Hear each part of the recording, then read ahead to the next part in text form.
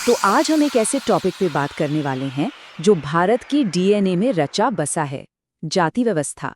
ये दुनिया के सबसे पुराने सोशल स्ट्रक्चर्स में से एक है और इसका असर आज भी मॉडर्न, तेजी से बदलते भारत के हर हिस्से में महसूस किया जा सकता है। चलिए समझते हैं कैसे। तो ये जो मॉडर्न इंडिया है, इसकी एक पहचान क्या है? इसकी तेजी से बढ़ती इकोनॉमी, जिसका एवरेज ग्रोथ रेट लगभग 7% है। लेकिन सवाल ये उठता है कि क्या इस तरक्की का फायदा हर किसी तक पहुंच रहा है? लेकिन इस चमकती तस्वीर के पीछे ना एक और सच्चाई भी छिपी है। ये जो ग्रोथ है, ये बराबर नहीं बटी है। मिसाल के तौर पर जेंडर इनइक्वालिटी को ही देख लीजिए। औसतन महिलाओं को उतनी ही काबिलियत वाले पुरुषों के मुकाबले 34% कम सैलरी मिलती है। पर कहानी यहीं खत्म नहीं होती। जेंडर गैप से भी बड़ी एक खाई है, और वो है जाति पर आधारित कमाई का जबरदस्त अंतर। तो चलिए सबसे पहले इसी गैप को थोड़ा करीब से देखते हैं, आंकड़ों से समझते हैं। वर्क प्लेस पर ये असमानता आखिर दिखती कैसी है? ये आंकड़े ना अपने आप में पूरी कहानी कह देते हैं। 2015 की एक रिपोर्ट हमें बताती है कि अगर एक सवर्ण यानी तथाकथित ऊंची जाति का व्यक्ति 100 रुपये कमा रहा है, तो उतनी ही काबिलियत वाला एक अनुसूचित जाति का व्यक्ति सिर्फ 56 रुपये कमा पाता है। और अनुसूचित जनजाति के लिए तो ये आंकड़ा और भी कम है, सिर्फ 55 रुपये। मतलब गैप कितना बड़ा है, ये साफ दिखता है। और ये जो असमानता है, ये सिर्फ सैलरी तक ही नहीं रुकती। ये तो ये भी तय कर देती है कि कौन क्या काम करेगा। मतलब पवित्रता और प्रदूषण जैसी सदियों पुरानी धारणाएं जो जाति व्यवस्था की जड़ में हैं, आज भी हमारे जॉब मार्केट को चला रही हैं। इसका नतीजा ये है कि दलित और दूसरे मार्जिनलाइज्ड ग्रुप्स को अक्सर उन कामों में धकेल दिया जाता है जिन्हें गंदा या कलंकित माना जाता है, जैसे मैला ढोना, सीवर की सफाई, चमड़े का काम। ये काम न सिर्फ खतरनाक है, बल्कि समाज में भी इन्हें सबसे नीची नज़र से देखा जाता है और इसकी एक बहुत ही भयानक मानवीय कीमत चुकानी पड़ती है। आंकड़े बताते हैं कि 2017 और 18 के बीच भारत में हर 5 दिन में एक सफाई कर्मचारी की मौत सीवर साफ करते हुए दम घुटने से हो गई। तो पॉइंट ये है, जैसा कि ऑक्सफैम की रिपोर्ट भी कहती है, कि लेबर मार्केट, जिसे हम गरीबी और अपमान से बाहर निकलने का रास्ता समझते हैं, वो असल में इन्हीं असमानताओं को और भी ज्यादा मजबूत कर देता है। अच्छा, ये तो हुई आर्थिक असमानता की बात।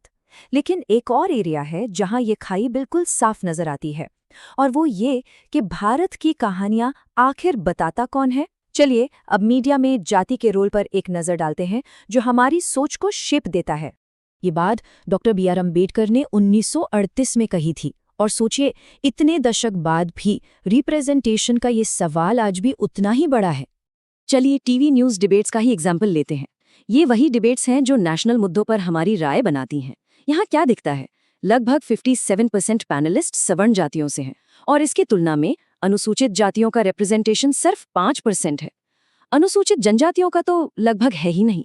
और सबसे बड़ी विडंबना तो देखिए, जब बहस का टॉपिक ही जाति हो, तब भी सवर्ण आवाजें ही हावी रहती हैं। लगभग 55% पैनलिस्ट जनरल कैटेगरी से होते हैं, जबकि SC, ST, OBC समुदायों से सिर्फ 16.5%। तो फिर होता क्या है?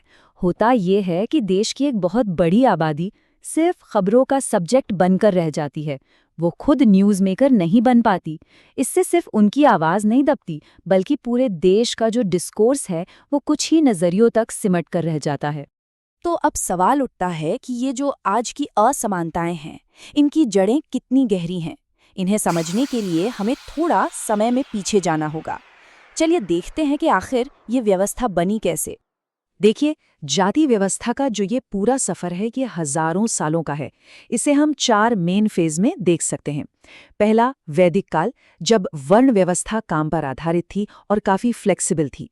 फिर आया मध्यकाल, जब जन्म के आधार पर हजारों जातियां बन गई और ये सिस्टम बहुत कठोर हो गया। इसके बाद आया कॉलोनियल पीरियड, जब अंग्रेज़ों ने इसे अपने एडमिनिस्ट्रेशन का हिस्सा बनाकर और भी पक्का कर दिया। और आखिर में 1947 के बाद, जब हमारे संविधान के जरिए इसे बदलने की कोशिशें शुरू हुईं। तो इसकी शुरुआत हुई थी वर्ण के कॉन्सेप्ट से। ये आइडिया हमें पुराने वैदिक ग्रंथों में मिलता है। ये समाज को बेसिकली 4 फंक्शनल ग्रुप्स में बांटता था। ये 4 वर्ण थे: ब्राह्मण यानी पुजारी और शिक्षक, क्षत्रिय जो योद्धा और शासक थे, वैश्य यानी व्यापारी और किसान, और शूद्र जो श्रमिक थे।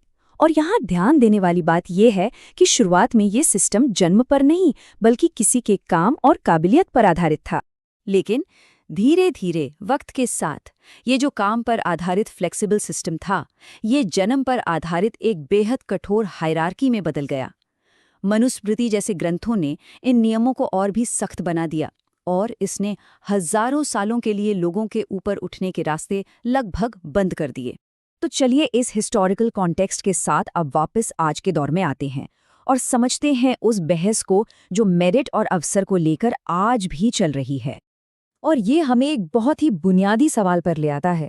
एक ऐसा समाज जहां ऐतिहासिक तौर पर इतनी गहरी असमानताएं रही हों, क्या वहां सच्ची मेरिटोक्रेसी यानी पूरी तरह से योग्यता पर आधारित व्यवस्था सच में मुमकिन है?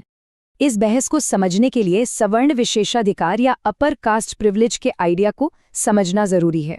ये उन अनदेखे फायदों की बात करता है जो किसी को मिल सकते हैं सिर्फ अपनी जाति की वजह से, जैसे बिना किसी दिक्कत के घर किराए पर मिल जाना, या मीडिया किताबों में अपने समुदाय को हमेशा पॉजिटिव तरीके से देखना, या अपनी काबिलियत पर कभी सिर्फ इसलिए सवाल न उठना क्योंकि आप एक खास जाति से हैं। और यहीं से शुरू होती है आरक्षण यानी अफर्मेटिव एक्शन पर वो तीखी बहस जिसके दो पक्ष हैं। एक तरफ ये तर्क है कि सदियों के जुल्म के बाद एक लेवल प्लेइंग फील्ड देने के लिए ये ज़रूरी है, क्योंकि जिसे हम मेरिट कहते हैं वो भी तो अक्सर प्रिविलेज और अच्छे मौक़ों से ही बनती है।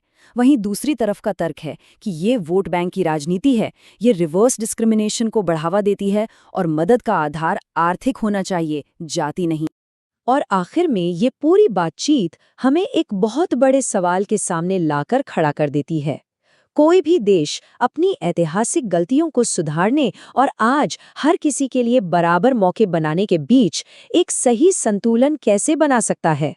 ये एक बहुत ही कॉम्प्लेक्स सवाल है और इसका जवाब भारत आज भी तलाश रहा है।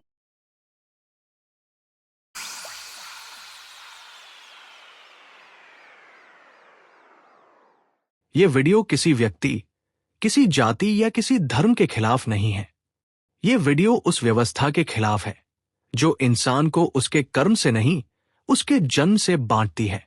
एक ऐसी व्यवस्था के खिलाफ जो हमें एक दूसरे से लड़ाकर हमें कमजोर बनाए रखती है। आज जरूरत है एकजुट होने की, जमीन पर बंटे नहीं, इंसान बनकर खड़े होने की, अपने अधिकार मांगने की नहीं, पहचानने और लेने की। क्योंकि बराबरी कोई दान नहीं, ये हमारा संवैधानिक अधिकार है। अगर हम चुप रहे तो अन्याय मजबूत होगा, अगर हम सवाल करेंगे तो व्यवस्था बदलेगी। याद रखिए, जाति इंसान ने बनाई है और इंसान ही इसे खत्म कर सकता है।